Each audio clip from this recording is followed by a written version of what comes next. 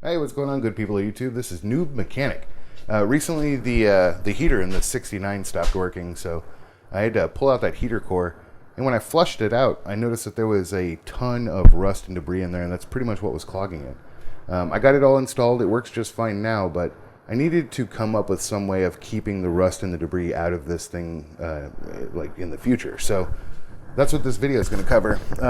It's basically how to make one of these things, which is a really cheap, really simple thing to make.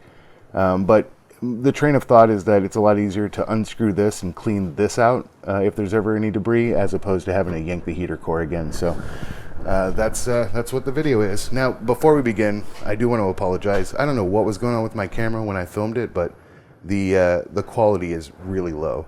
But let's go ahead and get into it. We'll get through it. And stick around.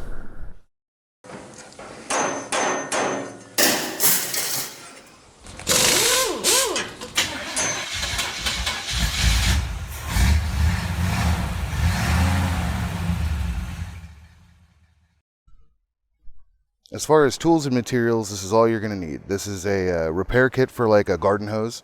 I would suggest measuring your heater hose inside diameter, and just make sure you get one that fits.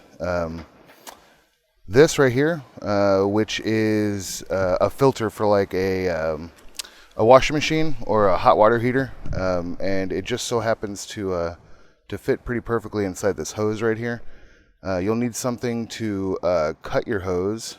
Right here, I got wire cutters. It's the best that I had, but it will do the job. I suggest getting something better, and that's essentially the end result. You'll need some hose clamps like this. But that's the end result here. It's essentially, there's going to be a filter that goes inside here. Each end of the hose is going to push onto the barb fittings, and then you're going to put some hose clamps on, and that way it'll filter out everything you need, and you'll still be able to unscrew it, take out that filter, clean it out, put it back in, and then you're good to go. It's just a good way to keep your heater core or any other things free of rust and any kind of large debris. Alrighty, so the first thing we're going to do is determine where we want the filter. Usually I would say put it up as close as you can to the heater core, which, by the way, right there is the heater core. You can usually trace the lines and figure out which one is the inlet and which one's the outlet. This one right here is the outlet. This is the inlet to it. You always want to make sure that you put your filter on the inlet, because it wouldn't make sense to filter it after it's already gone through the heater core. The whole purpose is to protect the heater core. So I'm going to pick a spot about right here. Well, you know what? Probably not.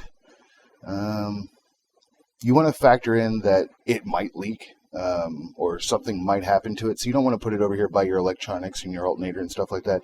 So I'm actually going to see if I can put it back about right here. This should keep it away from all the big major stuff. Barb fittings. And I'm going to finagle them into there. Now this hose is rather hard, and this is slightly oversized, but it will fit in there with a little force. Alrighty, now before you push your new barb fitting onto there, you want to take a hose clamp and slide it over, because you won't be able to do it after you put that fitting on. And then you're just going to take this fitting, and this is what I was talking about. Make sure you measure, or when you're buying these, get the diameter that fits this. This one is slightly oversized, and this is a hard hose, so this is going to be a pain, but it will go in there. Once you get that fitting in there, just like that, you're going to put on that hose clamp, tighten it down nice and tight. You don't want to over tighten these or strip them out or anything, but tighten them down nice and tight. If you run the car and it starts to leak, just tighten them down a little bit more, but you don't want to over tighten these. All right, now I got both sides together. What we're going to do is we're going to put that filter into the female side right here. We're going to have the bubble facing inwards into that hole.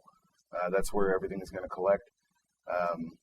I'm probably going to put a little Teflon tape on here. I normally wouldn't do this, but I want to make sure that this stays sealed, even though it does have rubber grommets in here. I still want to make sure. So I'm going to put just 2 laps around on here with some Teflon tape, get it screwed together nice and tight, and then go ahead and put everything back together.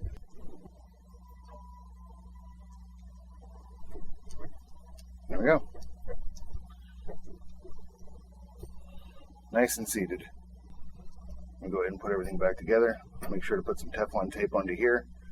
I would suggest, by the way, if you are going to do this on your own, I have Teflon tape laying around, but if you're going to do this, use Teflon paste. It's better for your cooling system. I'm only going to put a little bit on here, so hopefully it doesn't come off and go through the cooling system, but, you know, whatever.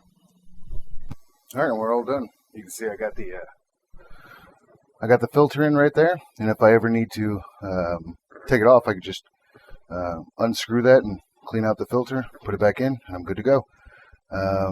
What else? I make sure you get all your hose clamps tightened down, but we're good to go. All right, guys. Well, that's the video. I appreciate you sticking around. I know the quality was subpar, but if you have any questions, comments, concerns, criticisms, feel free to leave a comment down below. I read all the comments and I respond to all the comments, so feel free. As always, I do ask that you subscribe to the channel. It helps me out a lot. And if you like the video, just click a like on the video. I really appreciate that. Also, if you have any questions or anything about this car, it's a 1969 Ford XL Fastback. Even if you have maybe some ideas for some videos I can do about it, leave it in the comments down below. And I appreciate you guys. You have a great rest of your day and keep on wrenching. Bye-bye.